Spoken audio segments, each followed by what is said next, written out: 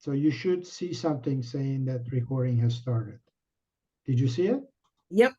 Okay. All Take it. right. So welcome everyone to this proposal defense for unmasking the nexus of race, education, and health, and intersectional analysis of medical and clinical curricular practices and patient outcomes and health disparities. Yeah, huge name. We're covering a lot here. It's 200 years of crazy.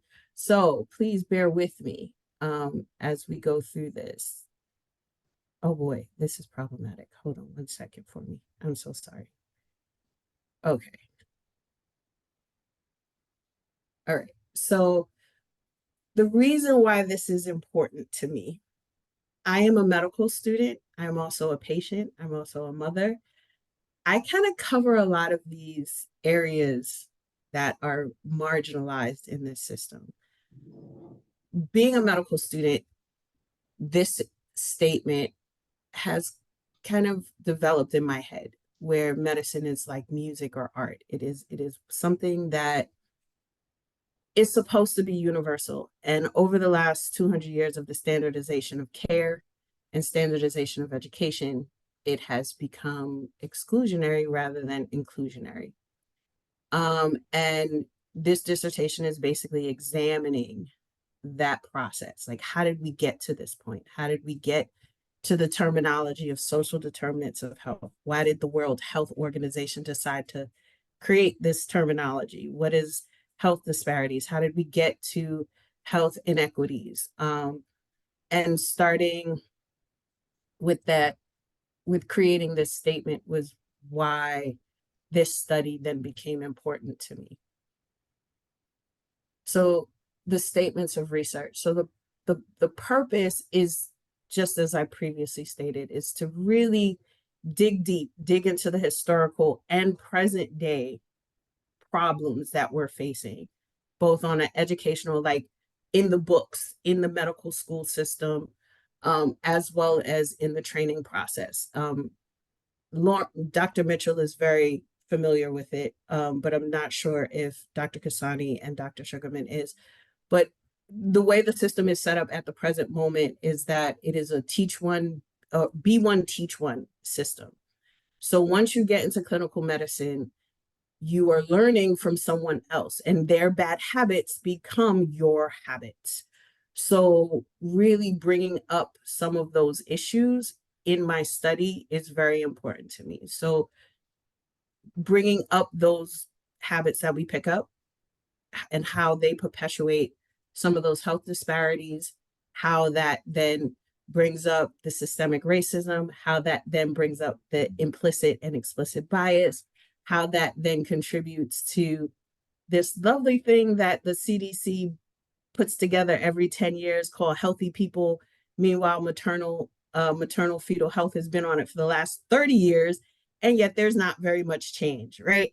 Uh, so how is that happening? We keep pointing at the patients, but it can't be just the patient's problem. We now have to look at the system. And some of the things that kind of brought me to this idea or notion of this is reading books like Medical Apartheid and Medical Bondage, which is a book based on the establishment of obstetrics gynecology in this country.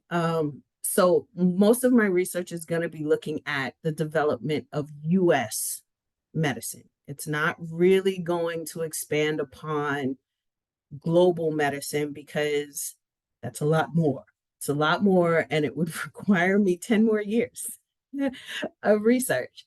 So we're going to be looking at the different dynamics that come into play, like social cognitive theory, social capital theory,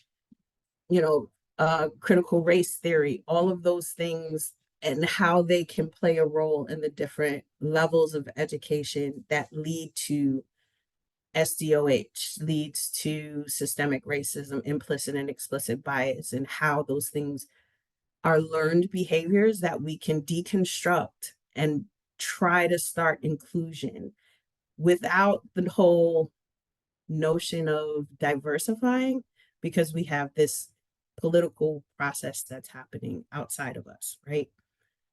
So that's basically the purpose, the problem, and the research.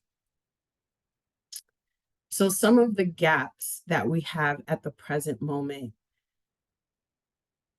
in short, is that there isn't any direct research on removing race, or even research that discusses the fact that race is a construct and really doesn't have biological implications in a patient's physiological illness.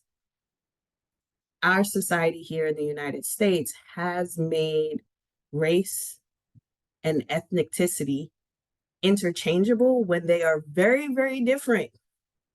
And one does have a biological implication where the other one does not. The biological implication in race in our country comes from the fact of the socioeconomic construct of race in our country, not the fact that it really does have a biological implication. So the fact that there isn't direct research that's really looking into that is the gap. And that's really what this research is going to be looking at, is looking at the fact that medical education is race-based. Clinical education is race-based.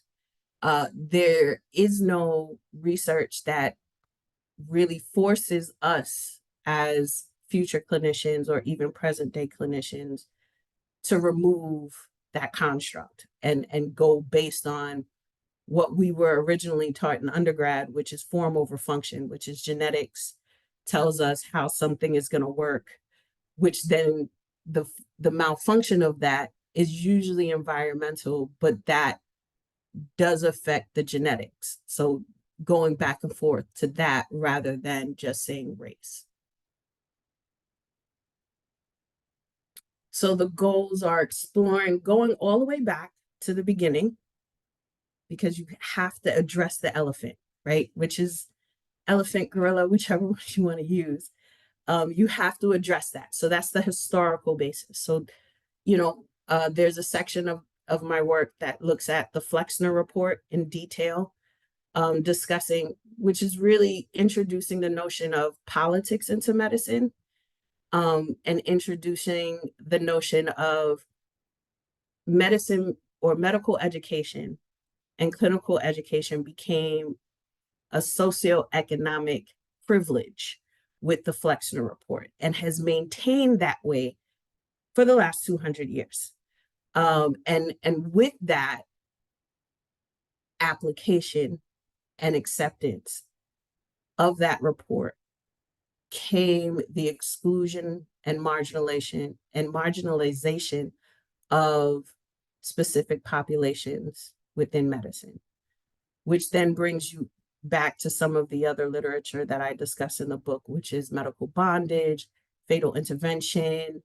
Those are the three that I can, and critical race theory, which are the top three that I bring up a lot in my lit review.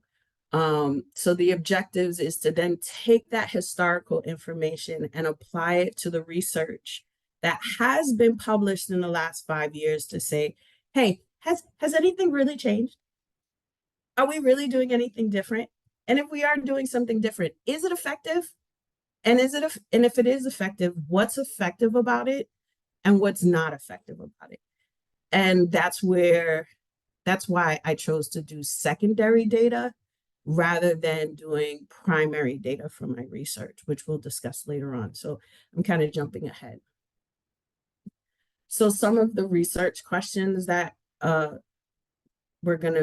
that I will be addressing in my study would be, can we cut down clinical training in general? Can we squish it down? Is it really necessary for it to take 10 years to train? Because at the present moment, the United States has this growing physician gap that is extensively getting larger, because the amount of physicians that are made does not equal the amount that are retiring, right, or dying from extensive all kinds of things, from the pandemic to suicide to just burnout in general. Then looking at the policies and the standardization competencies, are those really necessary? Have those historical things that we put in place really working to really address the changing uh, landscape of our patients? Because 200 years ago, yeah, maybe we were majority one homogeneous population, but we're not that anymore, right? Which is the other reason why I chose to keep it very United States based, because when you look at other countries, it is very homogeneous. They're, for the most part, a lot of countries are very, very homogeneous as far as their ethnicity, where here we have a growing spread, which then makes the study a little one more interesting, and then also makes my questions more valid.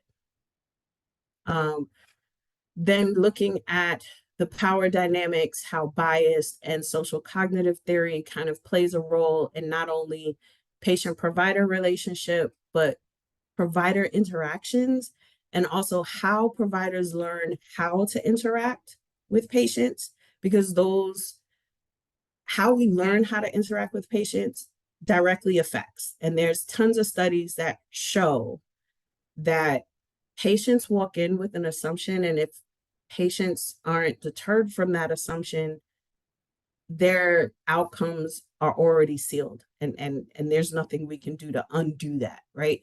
So there has to be some change point. And if we can't change the patient before they walk in, then we have to change the physician. So that's what that question is asking. And how does systemic racism and social determinants affect or contribute to the unequal patient outcomes in ethnic groups? So that kind of coincides with 3. It's almost like if we answer 3, we're answering 4. So I wasn't sure if I should delete 4 or keep it, because in a lot of senses, if we do train our doctors differently on a clinical basis, it will change the patient's outcome. But when we talk about systemic racism in and of itself, we're talking about access, right? Which is one of the social determinants. And that's not in the control of the physician, and that's not in the control of medical academia. So that's why I left the question as separate. So I would love your guys' input on whether or not to keep the question or not, because it kind of delves into a different aspect that I'm not necessarily completely covering in this study, if that makes sense. And then looking at the bioethics. So the reason why I brought this part up is because that question coincides with 3. Because of the historical mistreatment of specific marginalized groups, there is this clinical practice to make inappropriate differentials and treatment paths for patients of certain demographics, which in and of itself is a violation of bioethics, which is something that isn't necessarily discussed heavily in medical school. I mean, it's discussed in about 4 weeks. I'm not gonna lie. Dr. Mitchell is holding her head down because she knows what I'm talking about. So we go over for about 4 weeks, but we don't discuss the fact that a lot of these issues are still being done today. Like, prisoners in jail are still, it's completely ethical to make them part of drug trials or dermatological testing. So those biological, historical acceptance is still being done today, which then leaves us as clinicians to be okay with saying, oh yeah, they'll be fine. This is just how those people behave when they're on that medication. So exploring how the medical industry's historical behavior to a marginalized group compared to how they're treating them today, I think is also the elephant in the room. If we don't acknowledge the fact that we're treating them exactly the way that we treated them 200 years ago, when we thought or accepted legally that they were 2/3 of a person and didn't have consent, then we are going to violate them by their bioethics, right? We're not going to necessarily be looking for their full informed consent. We're not going to be looking for their shared decision making. We're going to be telling them what to do, and those patients aren't going to be compliant. So just kind of, again, 5 goes to 3 and 3 goes to 2, and then 2 kind of goes all the way back to 1. So that's how they're all interconnected. Is how I was looking at these questions. So this is my research statement. The assumption that I'm making is that in general, there's exclusionary practices in medicine, period. We need to acknowledge that. That is the assumption that I'm making. That is what I'm walking into just based on all the research and my own personal experience. While there is a global problem, I'm not going to be discussing that here because it's just too much. The limitations is the fact that this is secondary data. And I am trusting that the fact that the data that I'm getting, they got informed consent from the participants. I'm assuming a lot of things or that from getting this data. So that could potentially impact if I don't get the data from a reliable source.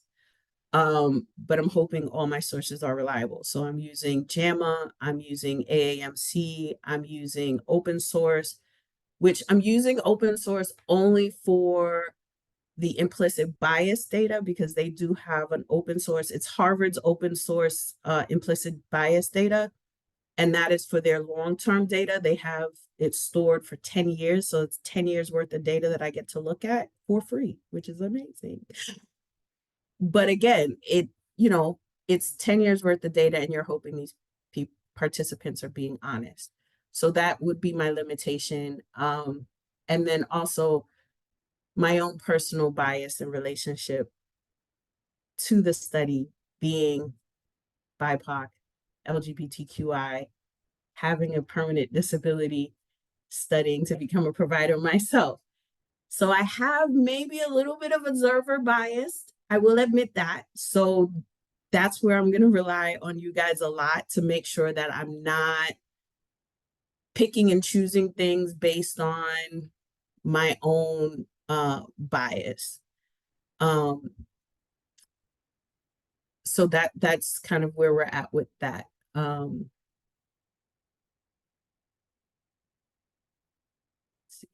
Okay.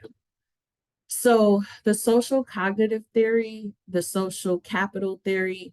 So there are 2 theories that I'm going to be using these lenses to be observing and analyzing more of the residency process, which is the clinical training process, and the patient provider interaction. So because of the fact that both of these can be easily applied and mixed with CRT, critical race theory. But more importantly, for later studies, once I graduate and do primary work, I can use this information to then apply it to like transdisciplinary models, right? So that's why I'm using these because they're very free floating, but also gives you a lot of information about behavior, whether it is something that this person learned. Is this something that this person is doing because they feel they'll get something out of it? Or is it because they're doing it because they have evidence that shows that this is going to work? So that's why these theories are really important. And because of the process of Be One, Teach One, these theories would be the best to use to analyze how this particular pedagogy of learning might not be the best. While it's the most effective in getting people trained, there might be some better way for us to train future doctors. So the theoretical part is basically going to be critical race theory. and basically discussing and deconstructing the notion of race and how race in this country has been used as a means of exclusion, as a means of economic and political agenda, propaganda, all that stuff, but how that then translates into a patient's health.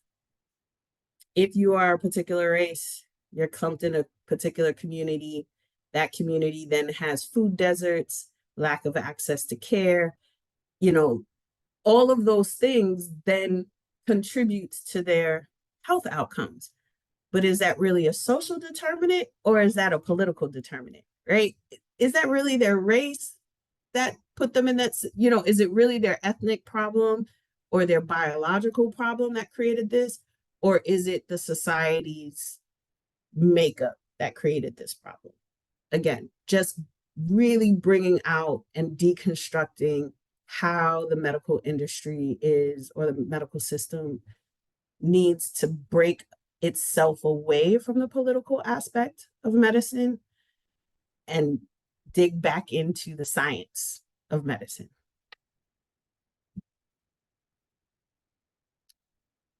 So for my lit review, the historical context, I kind of brought this up already, looking at the Flexner report, looking at antebellum South, which through all my research, it's very shocking now that I live in Tennessee. Just how much they used human specimens to further science, which I get that it's important, but the fact that they did not have these people's consent, they did not know what they were consenting to, and they did not understand. I mean, Henrietta Lacks's story is a perfect example of antebellum South, right? Because she lived in the South and they did this to her in the South. Medical bondage is another example of antebellum South. And there were hundreds of medical centers that were open here in the South during antebellum era, which is just before World War I, that were functioning on the premise of we were doing human experimentation, and this is how we taught the next generation of doctors, right? The be one, teach one. But they were also damaging people forever. And then looking at the segregation of healthcare. So that also created this notion that this group of people biologically function differently than this group of people. So we don't have to give these people medicine, but we have to give these people medicine. And this person gets this kind of medicine, but that person. While there are truths to that, there are also problems with that truth if we're doing it on an exclusionary basis and not equally, right? So exploring that notion. And then the establishment of the AAMC, which is the present governing body of the standardization of medical care in the United States. So looking at their history, and it's interesting how they coincide with the Flexner report and the development of the Rockefeller Institute, and how those two things kind of developed in tandem with the outbreak of TB. And it was because the Rockefellers were affected by TB that the Rockefeller Institute was even established, which then led to the Flex. It's all in the paper. But in short, this was kind of the introduction of the politics into medicine. This was the turning point. This standardization of medicine in the United States with the Flexner report and the establishment of the AAMC was the beginning of the permanent acceptance of the segregation of healthcare. The permanent acceptance of, well, those people are always going to be sick. These people always have to be healthy. And the constant development that the standard health were these people. The standard of well were these people, and the standard of not well were these people. Whether it was immigrants, whether it was slaves, whether it was indigenous people, and in today's society, people part of LGBTQI that are transgender and non-binary for, gender affirming care. So there's this constant, oh no, they can't be, they can. So like even breaking that down and like putting that on the forefront is really important, because I think if we can identify it, then we can fix it, or at least try. So that's the historical part.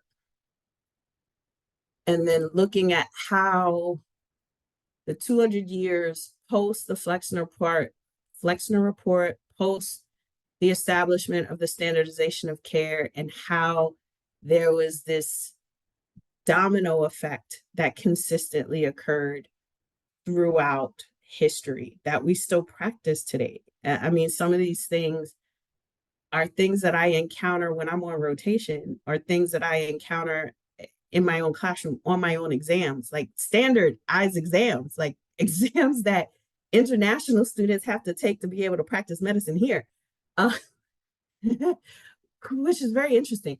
So like that is what will be discussed when we're talking about post Flexner report. So if we change what the standard is, if we're saying that healthy isn't one thing anymore, right? Because now we have this rainbow of ethnic groups that we have to consider, then healthy doesn't have the same context, right? It wouldn't have the same context, and neither would sick, because now we're looking at it differently. So that would be where I kind of bring that up and discussing that in research that's within the last 5 years.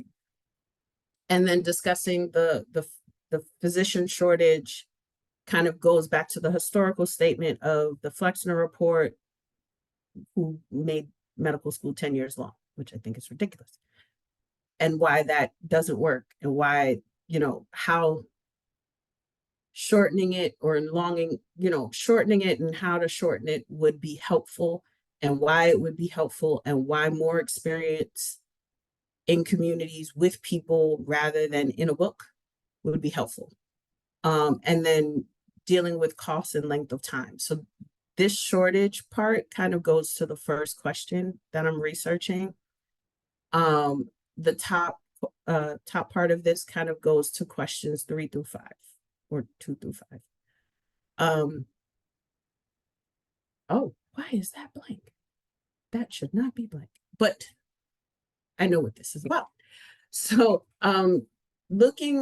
so when we're talking about the intersectionality of slavery, racism, and clinical education, this is the part where we're talking about social cognitive theory and the social capital theory, where it's going to be the and power dynamics, where we're going to be looking at how a provider's understanding of these different historical events, right? Slavery, racism in our country, can affect their interactions, or their lack thereof of these understandings, can affect their interactions with patients, because they come in with their implicit and explicit bias. So that's where I would be using a lot of the Harvard implicit bias data to be discussing how someone's bias can affect their interactions, even their differentials, their thought, their line of thinking.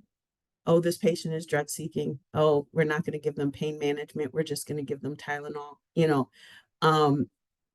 So discussing that intersectionality because of where they came from, right? Because they might not have gotten the education to understand that, no, these patients aren't drug seeking.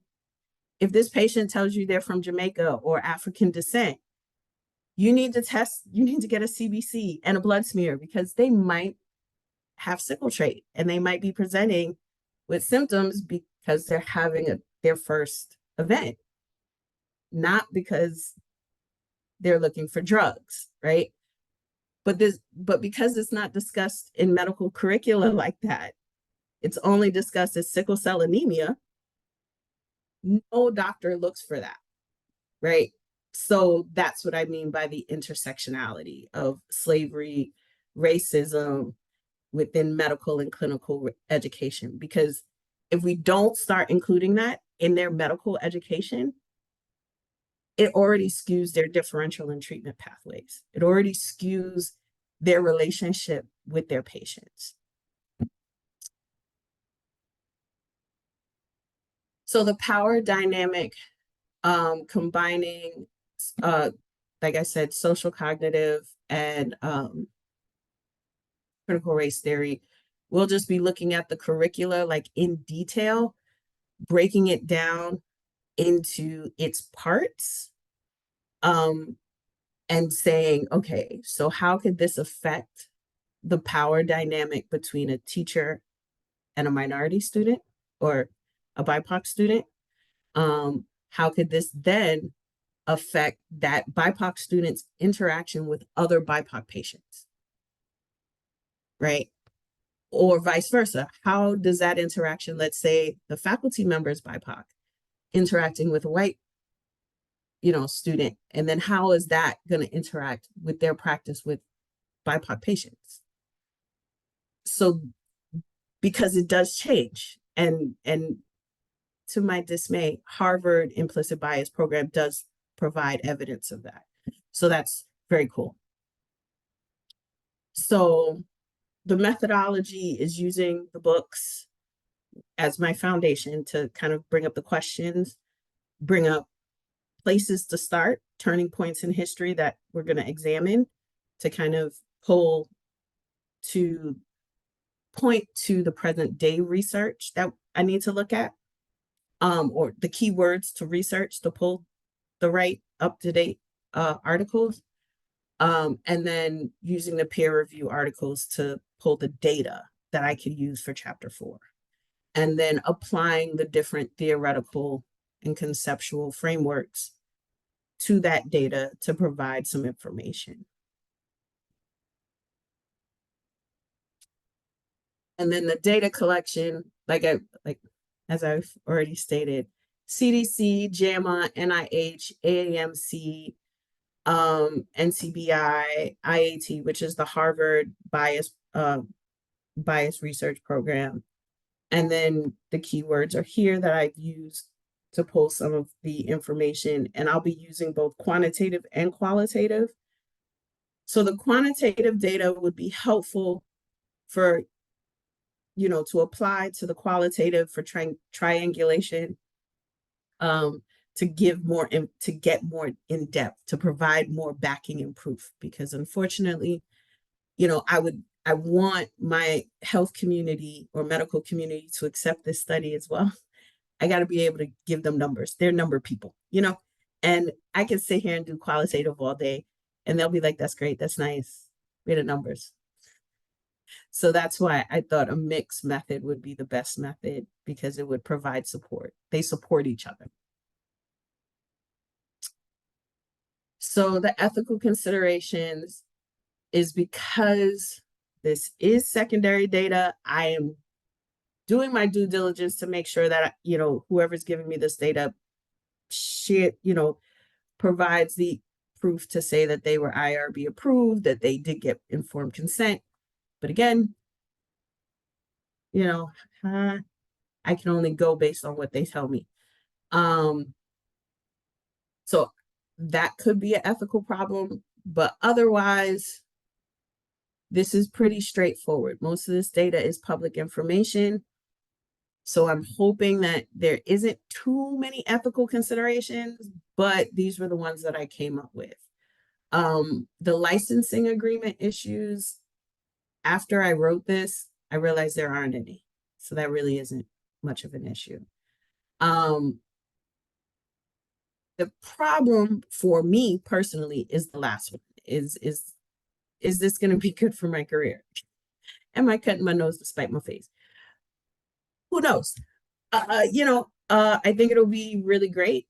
It's great for social justice. I think this is a topic that is super duper important and needs to be discussed. I think there are tons of doctors out there that want to discuss it in the way that I'm discussing it here, but are too afraid of the backlash. And I'm in a position that right now I get to talk about it the way that I want to talk about it without too much, backlash, but with a lot of ability to make this something bigger. So that's the only back and forth I do most of the time.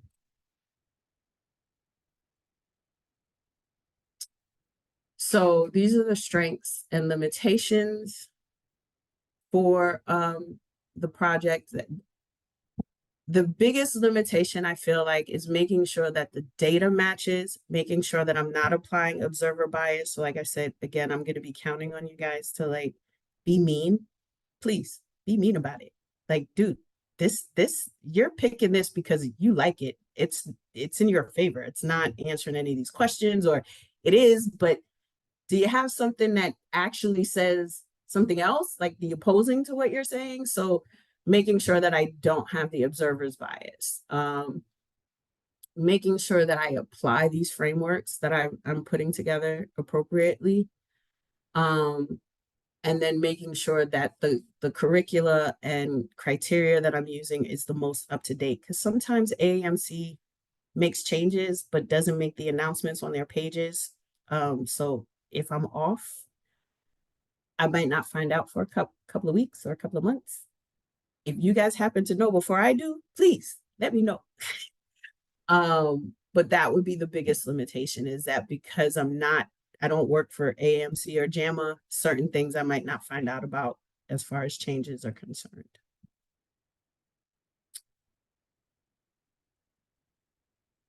And then why this research, I think I've kind of made that clear as to why.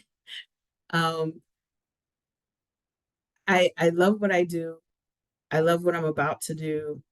I think this is important, but I also think leveraging what we already know to prove that we need to do better is the most important part, because with doctors, it's all about evidence. So if I can prove to a doctor that what we've been doing is not right by showing them that it's not right, we're not getting the results we want, then they'll be more likely to change than for me to just keep saying it's not working, it's not working, it's not working. Because it's all about evidence-based, right? So this research, I'm hoping, would provide some leverage to start having the appropriate conversations. And now you guys get to ask me questions.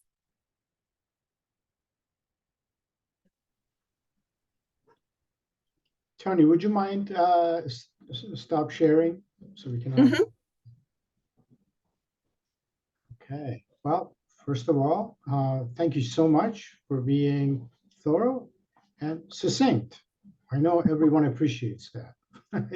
I tried to keep it under 30 minutes. I'm sorry. No, it was wonderful. It was just wonderful. You did it right. And everything you were saying just reminded me of the number of conversations that we have had, mostly on the weekends. And so when you have conversations on weekends, for some reason, they stay with you. You sustain them longer. It's something about that.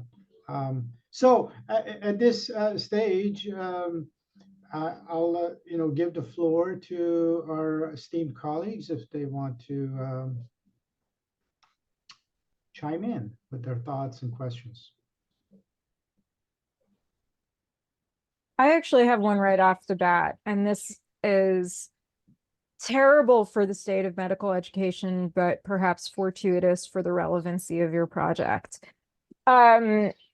So I'm not sure, Dr. Kashani and Dr. Sugarman, where y'all are located, but in the heart of a deep red state, we are dealing with a university affecting Supreme Court level decision that we no longer prioritize intersectional factors in student admissions.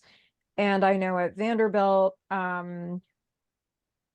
our DEI office shuttered in the middle of last summer and quietly got brushed under the rug, never to return again.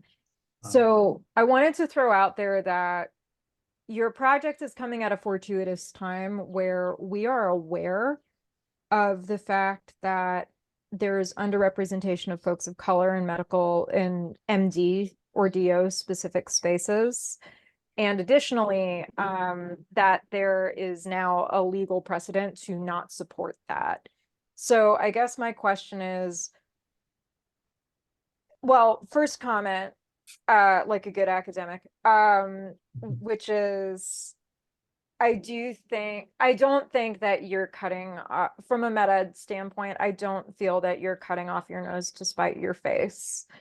And I think that even if you were, I think that would be bargaining with your core values in a way that might not feel good. So the medical schools that will be excited about you having a PhD in this widely interdisciplinary justice focused project, it's not gonna, like, you're already here, right? Some schools will love it and some won't.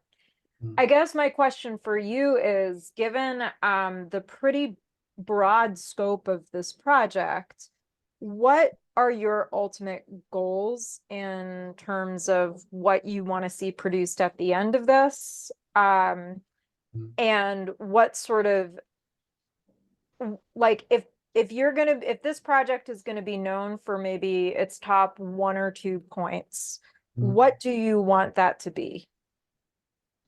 So the first point is the need to remove race, like to deconstruct race from medicine.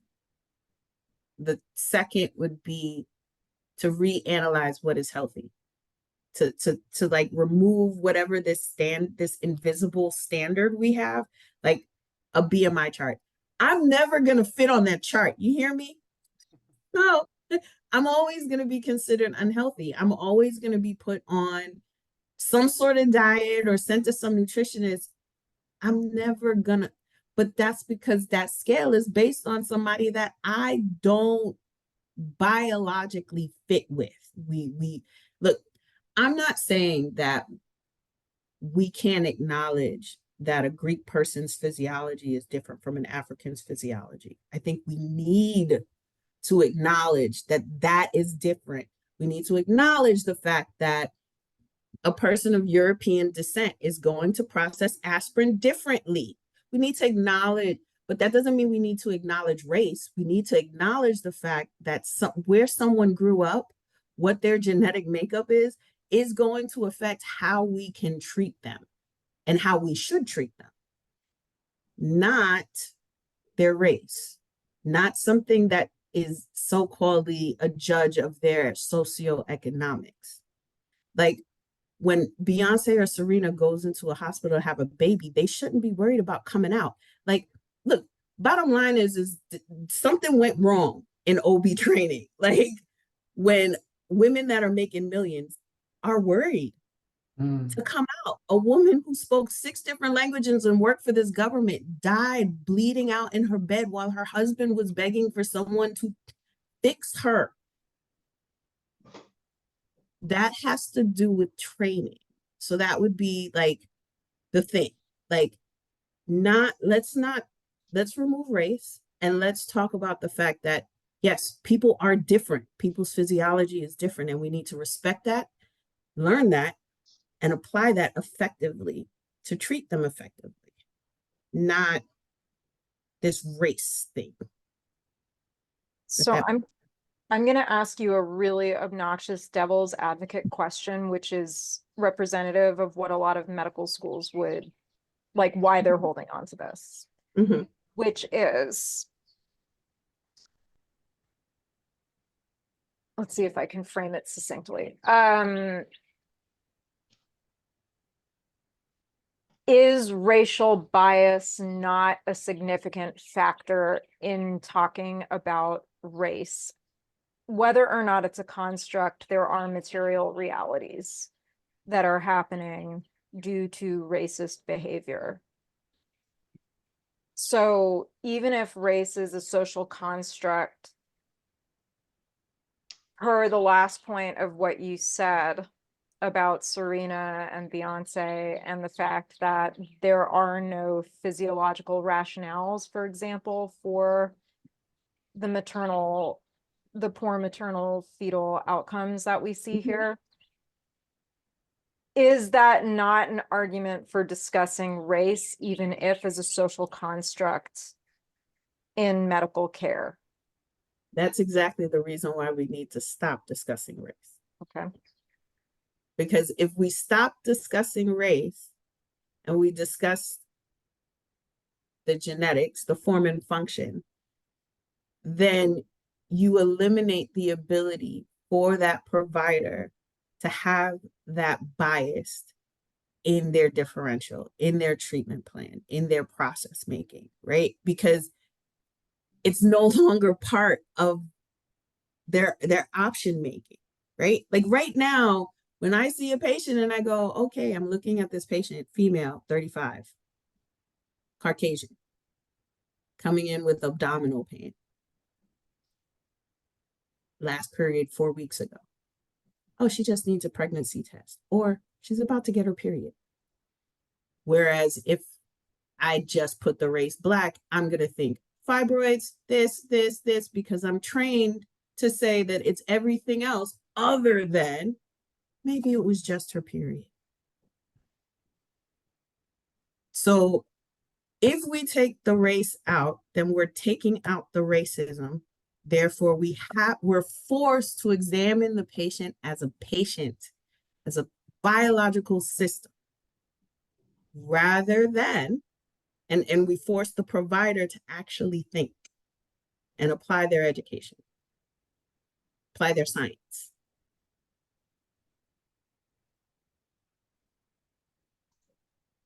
So I hope did I answer your question? I'm sorry.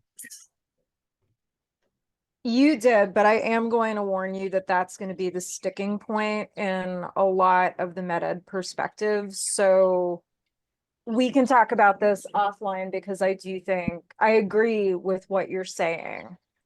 But this is an area that's an opportunity for you to, of all of the many elements of your argument, this is one that you're going to want to strategically develop, and also just really, I can see that you've engaged with the counter arguments, but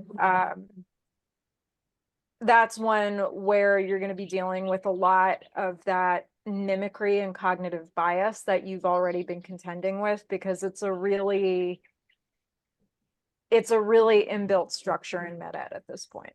Yeah. But, yeah. So it's just something to be, we're all going to have that thing that pushes our argument down a little bit, and this might be yours. So that's just the thing to have in your back pocket, just to be prepared for and have your sound bites for in the future. Yeah, absolutely. No, and I agree. I definitely need more work on that, because I'm very one-sided, which is why I keep saying I'm going to need you guys to get me out of my observer bias, because I know I do have it. Having been a patient for 22 years with multiple sclerosis, having 2 kids, having a husband, you know what I mean? Like, I've been in the system. Now I'm trying to be part of the system. And now I'm trying to tell you guys to change it. Like, I have a lot of baggage. So I appreciate all the feedback, Dr. Mitchell, a lot. So definitely we can work on this for sure. Thank you, Laura. So I put a link in the chat because I was fortunate enough that last December to go to the Massachusetts Women's Conference, and oh my, are there some astonishing women out there. But one of them who I would, had the privilege to listen to present is this Dr. Joy Buolamwini, and her work with AI has revolutionized that area. Now, where I see the parallels, I don't know if you've ever heard of her. I have, and I actually did she end up doing that Netflix special, or was part of the Netflix special about AI and Black people? I don't know, but she wrote a book, and she actually changed the practices of some police systems Yes, so across she was the part of United. that Netflix special. So I know exactly who you're talking about. She Yeah, was at, yeah. I read a couple of her papers to write the chapter I wrote for And Dr. Kashani. the work, um, interestingly, AI is becoming an increasing part of how people are being trained, and how people are, working with simulations rather than people, etc. Yet you come to find out that these I'm going to generalize all over the place here. So, because I haven't really done in-depth research, it's just reminded me what you were talking about. This is big, important work that you're doing. So these police stations, or some criminal justice folks were using image recognition software to identify people for having committed crimes and whatever. And what they found was something ridiculous. Like, almost every single time when the recognition software was applied to a Black woman, to an Asian man, to to people of different races, the Black woman thing was particularly interesting because it identified it as a white male. This is artificial intelligence we're talking about.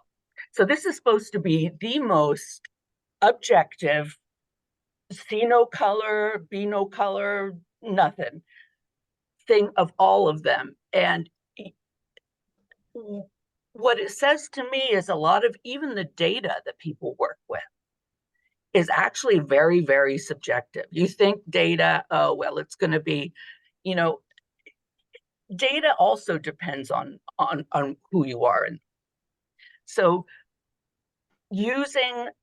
basing things on a data set that is faulty and subjective to begin with can also cause some of these problems.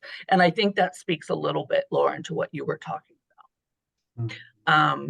And the reason I bring in her work is because I think you can find parallels with technology and medicine, if they're not just completely almost the same thing now, where you would have data and arguments that support what you're saying, as well as, people saying, well, just because this amount of people, this happens to them. The data is not disaggregated, right? It's based on faulty technological assumptions. I think that those are the kind of parallel worlds that you might draw arguments from that would answer a little bit to what Lauren was saying. Not that you can ever tell people that they're not right anyway, but I think this is really important work. Up here in the Northeast in Massachusetts, DEI is live and kicking. So I think there would be plenty of places where you wouldn't be cutting off your nose to spite your face, and I think you'll find plenty of people in educational spaces where you want this sort of work. They want to hear these kinds of things. People, I think, are feeling silenced, and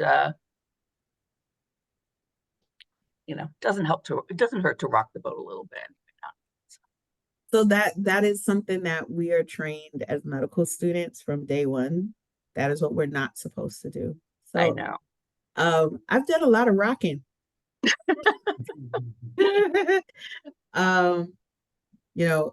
Dr. Mitchell has been with me for a very long time, or I've been with her. I think it's a back and forth. Absolutely. But being part of the doula project and women's rights and seeing the multitude of ways that the argument can be said, you don't necessarily have to have a diversity of ethnic groups in your medical school class, you just have to teach them about where you're going. Like, who are you going to come in contact with, right? Like, if you're at downstate hospital, you need to understand you're in the center of the Caribbean, right? Like, you Right. are living amongst people who speak these languages, they eat these kinds of foods. They are now coming here and they don't have access to it because it's a food desert out here. And this is the only hospital they have for 30 minutes or more, and they don't have cars. So you need to, if you get them in here, you need to keep them here. And this is how you're going to do it, because this is all they've got, right? Yeah. And this I is do how think they address that, I right? do think that Dr. Mitchell's comment was well said too, though, because like, you know, those are the kind of objections, whether they're you experience them as complete misperceptions of the reality or not. That's the kind of stuff that you might hear out there. And I just totally verbally ran over you. I'm sorry, because I was No, you're carry fine. on with what you were saying. No, you're fine. Like, I mean, Yeah. a perfect example is even here with Vanderbilt. When they start going out to some of these smaller clinics, they're not dealing with the kids that look like them. They're dealing with kids that don't look like them. I'm not a believer of like necessarily saying, oh, we need more BIPOC students in medical school to solve this problem. I think it's more of a situation of socially educating the doctors that we're creating about about the environment that they're in, right? Like, you do not need to be African American to understand the African American experience, right? Like, you just don't. I don't have to be Hispanic to understand the Hispanic experience, if that makes sense. So, but I do need some context to show to be able to be empathetic to that patient when they're sitting in front of me. And I think in a lot of ways, the system teaches us not to have that empathy for anyone other than Caucasian group population, right? Everybody else is, unhealthy, not worth fixing. We just, what I mean? Yeah. Where did that come from? And historically speaking, we know where that came from. And if we address it, like really show it, like say, hey, your practices are coming from this, but do you understand what this was really about? It's kind of like kids walking around with saggy pants. I know that's a really bad example, but it's a perfect example. Most kids nowadays, these millennials, don't know where the saggy pants came from and the open wide shoes. I know where it came from. It was Run DMC, and they were protesting a bunch of Black kids that were arrested wrongly in New York City for the rape of a woman 30 years ago. They're still doing it, but you don't know why you're doing it. Now we're talking about a medical system that's over 200 years old, doing things that these doctors don't know why they're doing it. Mm-hmm. So it's just a matter, I think to kind of go back to Dr. Mitchell's, what's the other thing I want them to? I just want them to understand the history of why they're doing what they're doing so that they can make the cognitive choice to say, I won't do that anymore. Maybe I'll make a different decision now. Now that I know, I can do something different. I think that's the reason why I chose social capital theory and social cognitive theory as my lens for clinical training, is because the capital theory part is a person deciding to do something because they want favor, because they want to be recognized, because they want to be in with the crew, right? Which is basically clinical training. That's what residency in fourth year of medicine is you do what you're told so you can get by, right? So you can get that A, so you can get that H, you get that HP, whatever it is that you're looking for. But then you do it so often, it becomes habit and you can't undo it because you don't even realize you're doing it anymore. Maybe if we say, hey, these are bad habits, do you still want to do them? Here's how you can undo it. Maybe that's the second thing that I really want. more than anything, outside of deconstructing race. So I feel like there's some opportunities here, just again, for the dissertation, but also as you look towards publication opportunities thereafter. There is a nice long history of research about mimicry in medicine, maybe not quite that term, but that I feel like is the word that's sticking out to me right now. But this whole provider affect, like I feel like you have so many research terms, I'm hesitant to even remotely give you another one to think about, but I'll just use a parallel example. Which is, we see it a lot in terms of the wellness crisis and physicians. Like, we know that the Attorney General literally said that we're in a compassion fatigue crisis at this time. And the biggest bottleneck is physician culture. So that mimicry and the sort of do one, see one, teach, or see one, do one, teach one aspect of medicine, that is an interesting opportunity for you to really work within those theoretical realms that you're touching on to amplify them. So what I'm sort of seeing in your project is there's like the qualitative, there's the systemic review effectively that you're doing, and then there's this more philosophical realm. And that's an interesting opportunity to work within that philosophical realm, is maybe an opinion piece in JAMA, and like the piece of my mind that happens. I think that's JAMA or the Lancet. But I think, to me, medical history, there's so much there that you can work with, that is something that can, I think, be subordinated to this idea of physician affect mimicry. And I have a much less PC term that I would actually like to call it, but I will refrain.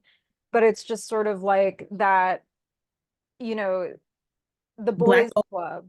Yeah, I was going to say the black hole. I call it the black hole, where a patient talks and the doctor's just like, here's your drug. Have a good day. Well, and there's been a lot of research done on the fact that somewhere in about usually November of the first year of medical school, there's a pretty significant empathy drop off among first year medical students, where they start to align with their profession more than, it's called profession deformation professionnelle, where they align with the profession more than patients. So I know I've talked a lot and I will stop, but these are just some thoughts just sort of on the outset here of just opportunities that you would want to dig in on, and then places to evolve this project to the next level when it comes time. Thank you. Thank you. I'm going to say a few words. First of all, I do appreciate the fact that, it's a fact that we're having a conversation, and we're not putting you at the stance and then grilling you with tough questions and cleverly, framing questions to make you feel intimidated because we're so smart and all the rest of it. That it's part and parcel to tradition of academic, procedure and so forth. So I'm glad we're not doing that. I'm glad we're having a conversation. I'm glad it's a well-informed, intelligent conversation, and it's not performative. So I just want to acknowledge that. And I appreciate the presence of my colleagues here that have said so much that has given me insight. So I hope that, Toni, you have also absorbed the insights. It's funny because as we're developing this discourse today, I'm thinking, well, this is dinner rehearsal, and then the wedding is coming soon, and it's going to be a very successful, happy wedding. It'll be less stressful, right? So who's the bride, who's the groom? I don't care, right? It's going to be a wedding. So I was thinking about what I did earlier this morning. I went to the local campus. I was telling Christy earlier about this. The local campus, they're having an encampment, at the Sonoma State University here. I live in Northern California. Lauren, you were asking where you guys live. We're very fortunate and privileged to be living in this area, as Christy is also in Massachusetts. So we're like the liberal hotbeds. In some ways, it is fortunate, but in other ways, it's pretty unfortunate too, because a lot of this white liberalism has insidious agendas underneath its pretty face. So I was giving a talk in support and with solidarity of the students who had created the encampment on campus. And of course, typically the president of the university is ignoring them. And today was the faculty walkout. They invited me to go and give talk because they were expecting us faculty members to come support. We had about 10 people that showed up from faculty. We had other members of the public there. It was a pretty good turnout by students and public. But 10 members of a state university faculty. But that doesn't matter, all right? My talk was about facts and values. Your dissertation, this is the crazy parallel, is about facts and values. You recognize, and we also recognize, that there's a medical apartheid system in place. It's structurally designed for the past 200 years to be as such. And as Lauren was pointing out, students after the first year or so, and as you know, my son is also pre-med, and soon he will be a medical student. So I think about this stuff all the time, and so does he, fortunately. The students do start aligning themselves with the profession because the system beats them into that, right? So social cognitive theory is going to be helpful, that your questions are all relevant. And yes, you can combine 3 and 4, perfectly all right, because they're pretty much the same question. And medical humanities is a necessity, right? It's not, it shouldn't be an option. It shouldn't be something left up to the doctors to go and gain professional development and so forth. And so obviously, you know what you're doing, so I'm not going to speak to techniques and those kinds of strategies for research and so forth. We've had many discussions in that regard. So you present the facts, you deliberate on the facts, you work them out, you squeeze them, you massage them, you throw them into the academic laundry machine, you take them out, you dry them out, and then present them. Then it's the values part that is going to be a problem, as you well know. But is that going to stop you? It shouldn't, right? You want to change the world. You want to be a radical scholar. This is a practice-based dissertation. So in other words, it's not for, to become a shiny object just to sit in somebody's library. It is a tool for creating new curricula. Now, how successful you will be, we don't care at this point. You're moving forward with the project. And once you get the couple of degrees that you are going to obtain, right, you're going to have license to publish, license to go into conferences, license to open doors and enter rooms where powerful, privileged men establish the rules, and you're going to be the one who disturbs the shit. All right. So your scholarship, your dissertation is an example of shit disturbance, as it should be. If it wasn't, we wouldn't be working together. Facts, because you like to do that. Yeah. So you want to compel the folks that are paying attention to your work to align their values with this new system that you're proposing, which is not a complicated thing to figure out. Right?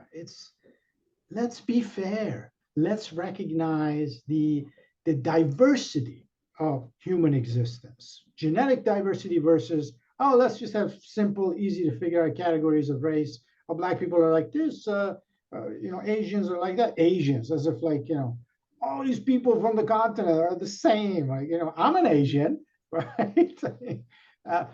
So, and as Christy's saying, disruption can be a force for good, and absolutely, right? So you want to be a disruptive scholar. And along the way, this dissertation will be challenged, of course, not by us so much, but once it becomes a book, once it becomes a document that wants to be used as a tool in a particular curriculum and all that, and that's where the fight begins. And I hope that you are anticipating that. If you don't anticipate it, if you don't approach it with a stoic philosophy of recognizing the worst thing can happen is this, and I'm prepared for the worst thing, and then everything that happens beyond that is essentially gravy. I know people in Tennessee like gravy over their food. Not So- so much. No, I mean, I like barbecue sauce, not Yeah, gravy. so it's the Midwest that they do gravy, right? Yeah. I don't know. We're so spoiled and kind of arrogant about the kind of food that we have access to around here. So thank you for doing the work. Now the organization of the dissertation, all of that, those issues will get. I'm working on it. I'm working on it. I have an appointment with the writing center because after, we won't say the name. It's like Freddy Krueger, say it 3 times, it shows up. So after that last correction, I was so confused by my own paper. So now I got to go back and so I'm working with the writing center to like reorganize it. I'm going to take Dr. Mitchell's suggestion of kicking off the intro with the framework of race. I have it written down here. I'm sorry, my tongue is tied. So that genetic diversity, ethnicity replacing race, basically. Right. Which is really what you're saying. That's your thesis. Right. Well, let's break Basically. that out. Yeah. Okay. So I'm gonna do that, and I've paid the writing center quite a bit of money to stick with me through this process. So we're gonna have these 3 chapters reorganized, and then I will start moving forward with like pulling data. But I will send all of you guys access to my crazy dissertation folder. But everything is broken down into chapters. So if you want to read chapter 1, it's there in the chapter 1 folder, etc. It's very straightforward, but you guys will have access to it. You guys can leave me comments, so that I can make corrections. It's just easier for me to like keep things organized if we work in the Google Doc, if that's possible. Yeah. Well, and to download it, send it, get it back, try to figure out where everything is to like copy. I apologize for cutting you off, but at this point, don't worry about that, right? Okay. We'll get it when we get to a point where you've got the bulk of the dissertation ready, and you and I feel confident that we're going to share with the committee. They'll start looking at it. So right now we don't, because if you send documents to 3 of us, and things will get really confusing if we start working on it simultaneously. Yeah. In support of what Tony's saying, you don't want 3 different people coming back giving you feedback at the same time. I actually was part of a dissertation committee where that happened, and it wasn't pretty. You don't want that. Okay.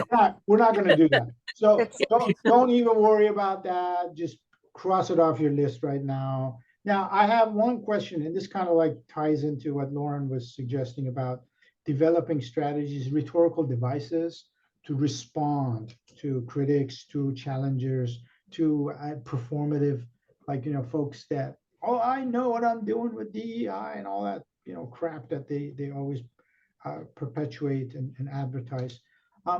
You mentioned at the beginning of your presentation the notion of form over function. All right.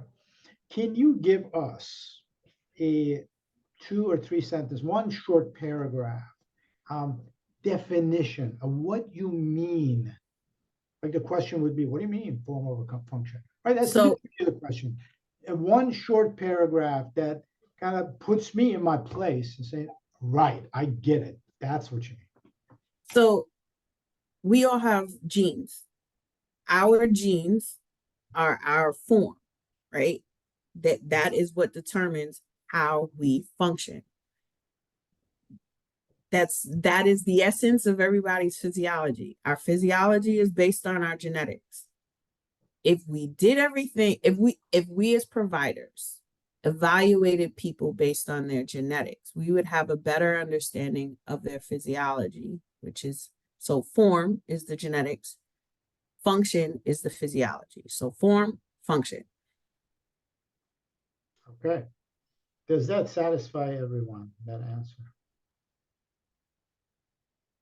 I'm sorry. I think that I'm going to go ahead and suggest, just in epistemologies of medicine and science, the form versus function debate is a hot one right now, and I'm not sure you actually want to open up I'm not sure if that specific terminology is what you want to open up the can of worms with. So Okay. it's a BFD in neuroscience right now, because right now, that just as a point of example, there's this it's a hot topic to want to be like, well, what does a criminal mind look like, for example? Okay. And structure versus function is very separate. So for example, if you're looking at the form of a kidney, that doesn't tell you anything about whether or not the kidney, it can look right and not act right. So I hear what you're saying, and if I may offer you this just general suggestion from one associative thinker to another, my dear. I'm going to go ahead and say that from what I saw in your proposal, it seems to me that you are a really beautiful sentence level writer with a busy mind and a lot of interest in a lot of different topics. I think there are some opportunities here, and forgive me if I'm overstepping, but I've just been through the struggle myself. So I hope that this normalizes and also supports. Form and function is another theoretical term that I don't know if it serves you as much as just defining it yourself. Because I think if that came up, for example, if you were writing an article and that came up as a flag for a peer reviewer, you might not attract the peer reviewers that you want. Ah, I see what you're saying. I see what you're saying. Okay. Okay. So it's not anything bad. I just think you're using the term to offer yourself just a quick way of saying it. I feel like you can just define it yourself and create your own term internal to the project that then you could go back to. Okay. I also feel like because you're working with so many theoretical models, maybe before you go to the writing studio, a suggestion that I would have would be to actually create a visual for yourself if you're a visual learner at all, and build like a little chart of what your primary concerns are, and then map out what the smaller theoretical terms are later. I offer that just because I am also prone to using a lot of like, oh, I like that and that and that and that. And that's bailed me out. Like that method has bailed me out a lot. Dr. Kashani, forgive me if I'm overstepping. I just wanted to at least normalize the struggle and offer a strategy to help you just organize some of like your shiny terms, and also just for you to feel empowered. Like you can create your own terms. No, Okay. it's not Yeah, because overstepping at all. that's really helpful, because you're right. That the form, function, genetics, yeah, that is a hot topic, and it does come with its own baggage that isn't necessarily attached to what I'm doing. So yeah, I do need to come up with my own terminology. Beware of opening Pandora's box. Right, exactly. Caveat here. Okay. One other thing before I forget, I'm sorry. Christy, thank you for bringing this up. The AI component here has to do with your discussion about power.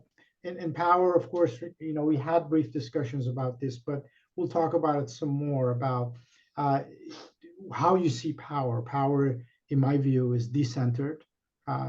Recognition of the decenteredness, if that's a word we could use, of power is absolutely essential in developing this kind of transformative curriculum. So AI in medicine, right now, hot topic. Business models are used to promote and overhype AI. Say, oh, this just solves every problem that you have. And because, people who are developing, this is my area of research right now. So I'm just dealing with this stuff all the time, where I'm recognizing patterns of, the other industries have done this in the past, and today people in the AI business are doing it. Of course, it's a transformative, revolutionary technology where you have large language, models. They are grabbing data and training the machines. Machines are training machines based on the data that they're grabbing, but that's very subjective and full of biases. That's an area that you can touch on in the dissertation when you're talking about changing the curriculum, changing the paradigm, right? So what you're doing is you are forcing, or it's a strong attempt to compel the system to shift the paradigm and create a new paradigm of teaching medicine, which is, about humanity. It's about, recognizing the human existence as a complex entity and not categorized. If AI is set up so it does the kind of education that's already problematic, imagine you're removing the human element from it, and then you're handing it over to machines that don't think, don't imagine, don't have emotions, don't have empathy for sure. Machines teaching our students, to begin with, they're going to come in, have zero empathy for their patients. It's all about the progression. And then we're in serious trouble. So I think dealing with that as part of your dissertation will be very helpful. And thanks. I'm glad that that came up in this discourse today. I want to congratulate you. And I want to say that I'm speaking on behalf of the committee that you passed. So no worries. Christy, you had a hand up. Or are you just saying congratulations? No, I just hit the wrong button. I was just trying to. Okay. Yeah. So later on, I'll have to dig up the rubric that the university requires us to fill out. I'll send it to everybody. Just pass. And then we'll move forward. Now, before we end today's session, let me just thank Christy and Lauren for being here and taking the time. And Toni, thank you for putting in good work so you make our job so much easier, so we don't have to ask you stupid questions. The conversation was enriching, and I appreciate knowing you all, and thank you. I feel like I took a lecture for free. It was awesome. Any last minute comments or questions from anyone? Well, I just want to thank you guys. I mean, Dr. Sugarman, this is the first time I'm meeting you, and this has been an awesome experience. I really do hope you enjoyed being here. I don't know how much you've read, but I hope you've enjoyed the reading. I'm sorry if it's a little confusing right now. It'll get better, I promise. Lauren, always big hearts. Yes. I really do appreciate having this opportunity to do this work and say these things and learn this stuff, because for a very long time I thought it was all in my head. You know what I mean? Like you recognize patterns and you're like, everyone's telling you you're crazy, and I'm just like, nope, it can't be just me. And then you realize, no, it's not just you, because there's tons of books. I've just read 12 of them that all said I'm not crazy. So this is awesome. So I'm glad to be on this journey with you guys. So thank you. Thank you. You're the kind of crazy we like to have in our lives, I'm going to stop recording.